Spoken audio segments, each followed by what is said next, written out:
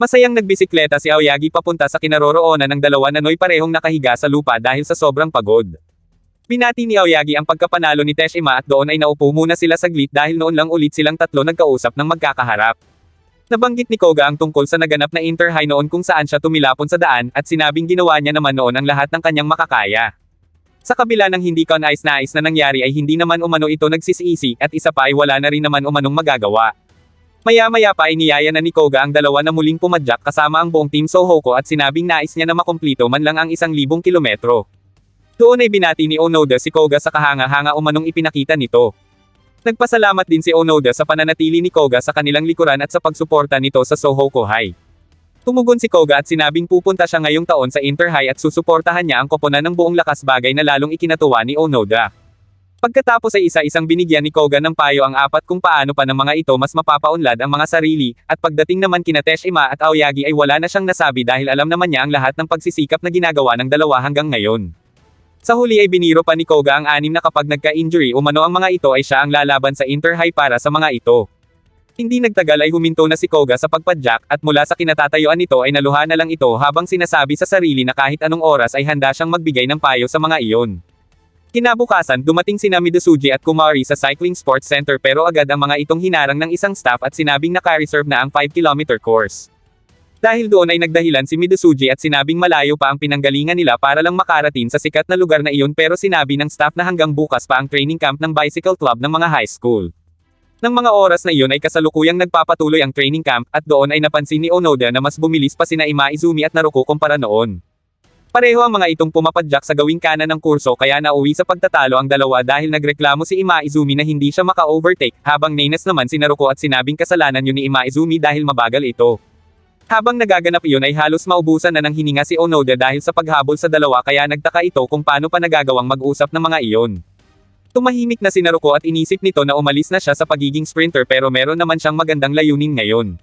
Ayaw naman niya sanang sundin si Ima Izumi pero gagawin na lang din niya ang lahat ng kinakailangan at pipilitin niyang ipaamen kay Midosuji ang pagkatalo at bawiin niya ang titulo bilang sprinter.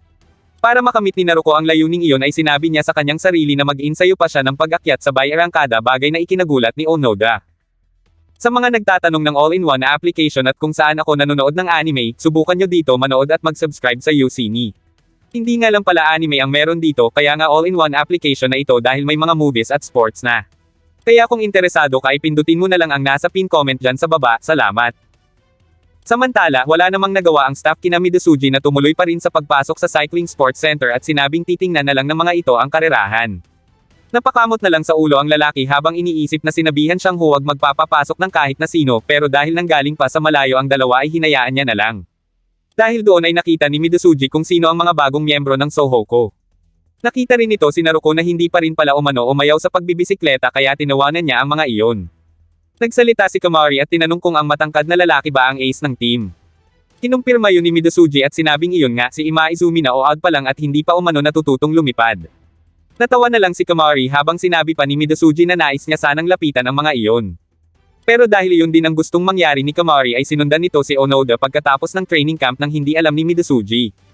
Nagulat si Onoda nang magpakilala si Kumari na isang first year pero mas lalo pa siyang nagulat nang sabihin ni Kumari na nais nitong mahawakan ang ace na si Ima Izumi kaya hiniling nito na ituro ni Onoda ang kinaroroonan yon. Ngunit humendar na naman pala ang pagiging slow ni Onoda dahil iniisip pala nito na si Kumari ay isa sa kanilang mga first year. Nagkunwari pa siya na nakita niya na ito noon pero ang totoo ay wala naman siyang maalala dahil mahina siya sa pagkabisado sa mga itsura. Naalala pa niya ang sinabi noon ni Naruko na iniidolo siya ng mga first year kaya dapat tandaan niya ang hitsura at pangalan ng mga iyon dahil madidismaya umano ang mga first year kung malalaman na hindi niya kilala ang mga iyon. Nagets ni Kumari na iniisip ni Onoda na taga Sohoko siya kaya tinanong niya na lang ito ng tungkol kay Ima Izumi, at laking gulat ni Onoda nang itanong ni Kumari kung mas malakas ba si Ima Izumi kaysa kay Midosuji. Nagtataka man ay sinagot pa rin ni Onoda ang tanong at sinabing para sa kanyang pananaw ay pareho lang nakamangha-mangha at mababait na tao ang dalawa. Dagdag pa ni Onoda na sa tingin niya ay hindi mahalaga kung ang isa ay mas magaling kaysa sa isa, bagay na ipinagtaka ni Kumari kaya napatanong ito kung tinatanggihan ba ni Onoda ang karera ng bisikleta mismo. Para kasi kay Kumari kapag nagsimula na silang magbisikleta ay magiging malinaw na ang kanilang mga kalakasan at kahinaan. Napangiti na lang si Onoda at sinabing maiintindihan yun ni Kumari oras na magsimula na itong pumadyak. Dahil doon ay niwirdohan si Kumari kay Onoda at inisip na baka ito ang hindi pa nakakasabak sa karera. Kaya lang naman umano niya ito kinausap ay dahil nakasuot ito ng dilaw na jersey pero iniisip niya na baka pang sub lang si Onoda. Nagpaalam na si Onoda kay Kamari, at habang naglalakad ito palabas ay sinabi ni Kamari sa kanyang sarili na dahil nakasalamin si Onoda ay iisipin niya na sanang ito si Onoda Sakamichi na siyang nanalo sa Inter-High noong isang taon, nang biglang mapatid si Onoda at bago pa man tuluyang matamba ay sinalo ito ni Kamari. Laking gulat nito nang makapa ang mga muscle ni Onoda at bigla siyang napabitaw kaya nahulog din sa sahig ang ating bida. Doon napagtanto ni Kamari na ang lalaking kausap niya ay si Onoda nga mismo kaya ninais nito na mahawakan muli ang muscles niyon nang biglang dumating si Koga. Doon pa lang din nalaman ni Onoda na hindi nila ka-team si Kamari, sabay banyag nito na siya ay mula sa Kyoto Fushimi. Tinanong ni Koga kung bakit naroon si Kamari at sinabing kung may kailangan ito ay sa kanya magsabi. Ngunit sinabi ni Kamari na tapos na siya kaya paalis na siya sabay hawak din sa muscles ni Koga. Bumalik na si Onoda sa labas at doon nila nasaksihan kung paano nagawang maunahan ni Naruko si Imaizumi patungo sa finish line. Dahil doon ay naisip ni Onoda na dapat ay mas galingan niya rin tulad ng dalawa. Kahit pagod at uhaw na ay hindi tinanggap ni Naruko ang ibinibigay na tubig dahil may usapan umano sila ni Imaizumi na pag siya ang nauna ay ito mismo ang magbibigay ng tubig sa kanya. Ngunit pabato lang iyong ibinigay ni Imaizumi bagay na ikinainis ni Naruko. Pagkatapos ay sina Koga at Onoda naman ang sabay na pumadyak, at bilang mas nakatatanda ay tinuruan at binigyang payo ni Koga si Onoda tungkol sa tamang pagpadyak kapag malakas ang hangin. Sa kanilang unahan ay naroon naman si Kaburagi kaya tinawag ito ni Onoda pero dahil ayaw na nito na maunahan din siya ni Onoda tulad ng ginawa ni na Imaizumi at Naruko ay binilisan niya ang kanyang pagpadyak. Doon sinabi ni Koga na si Kaburagi ay nahihirapan. Hindi umano gumagalaw ang katawan nito ayon sa gusto nito dahil ang kursong iyon ay may matatarik na Dallas disc at hindi pa umano iyon napapagtanto ni Kaburagi pero oras umano na malaman iyon nito ay magiging mas mabilis si Kaburagi na isang sprinter.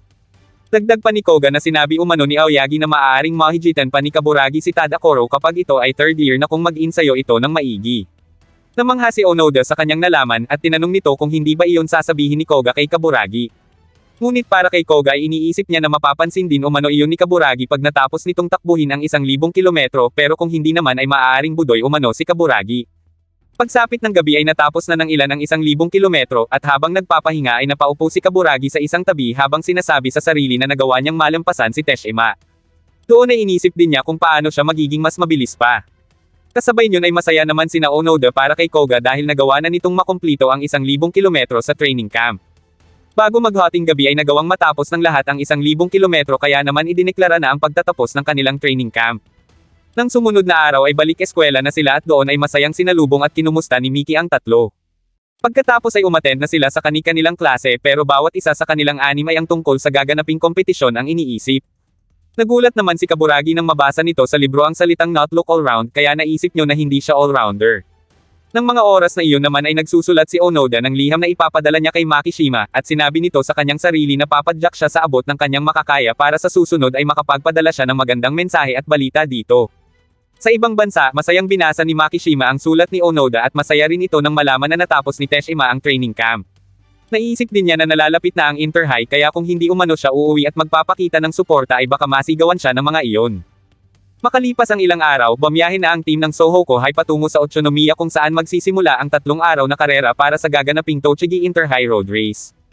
Habang nasa bus pa lang ay nagsasalita naman si Sugimoto sa lahat ng first year na hindi nakasali sa team upang magbigay suporta umano sa 6 na lalaban. Maya-maya pa ay nakarating na sila sa lugar at habang namamangha si Kaburagi sa dami ng mga nag-aabang na press at manunood ay bigla namang hamarang ang malaking bus ng Hakone Academy.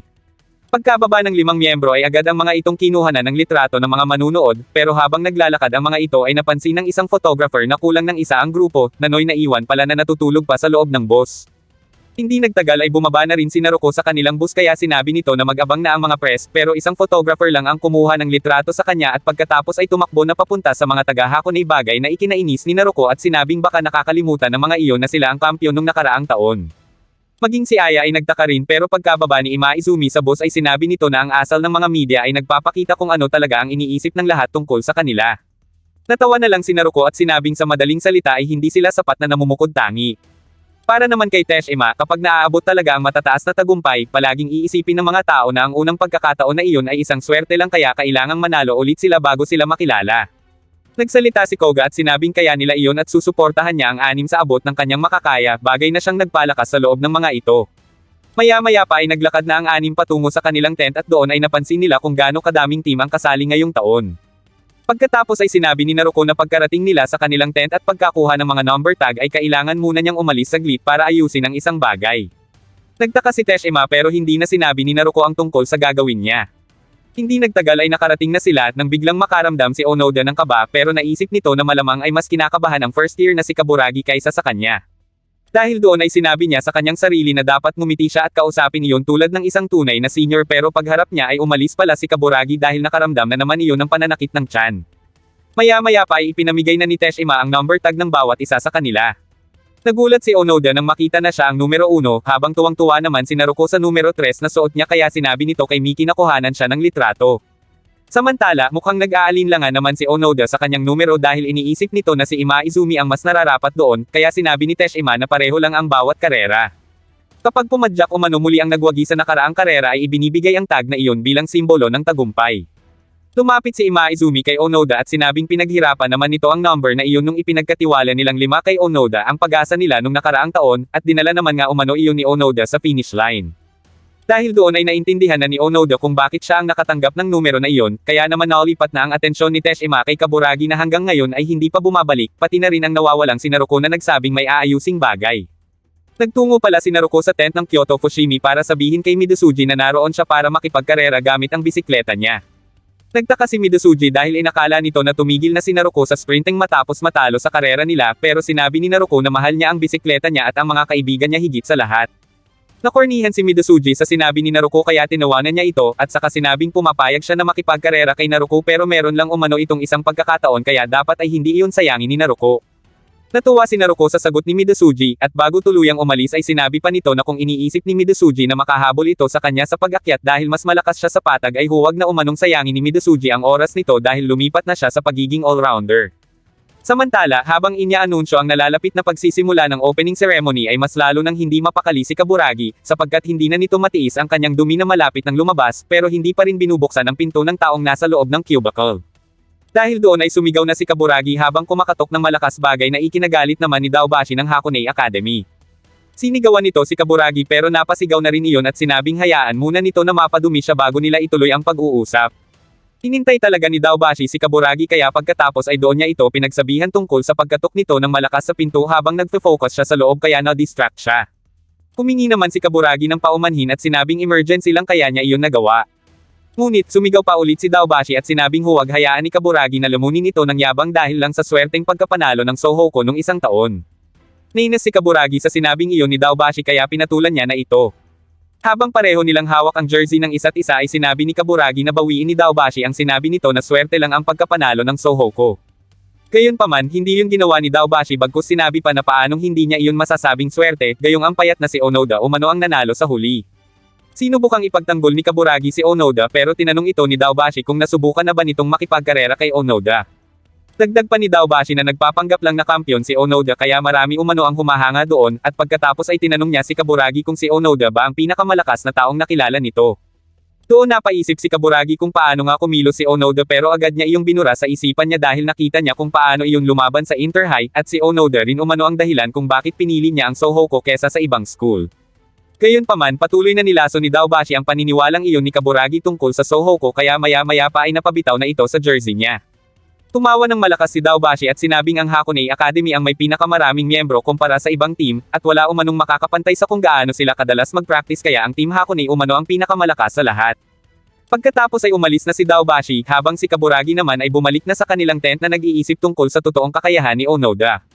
Nagsimula na ang opening ceremony kaya pinaakyat sa entablado ang nanalong team noong isang taon at isa-isa silang ipinakilala. At bilang si Onoda ang nagkampiyon sa nakaraang Inter-High ay bahagya itong in-interview ng host pero gaya ng palaging nangyayari ay pautal-utal nitong sinagot ang bawat tanong. Nakatitig dito si Kaburagi habang tinatanong ang sarili kung talaga nga bang malakas si Onoda pati na rin ang team Sohoko. Nang mga oras na iyon naman ay patuloy na nag-insayo si Daobashi at sinabing tatalunan nito ang lahat pero pinayuhan ito ni Izumaida na huwag nitong masyadong pilitin dahil umiiyak umano ang mekaniko nila tungkol doon sapagkat napangkot na naman ni Daobashi ang handlebar kahit kapapalit lang yun kahapon. Gayunpaman, sinisi ni Daobashi ang mismong handlebar at sinabing marupok umano talaga iyon kaya hindi ng mga iyon kayang tiisin ang lakas ng sprinting niya. Mula sa labas ay napansin ng mga press kung gaano nakakatakot si Daobashi lalo na at balita nila ay naipapanalo niyon ang bawat karera ng mga sprinter na sinalihan yun ngayong taon.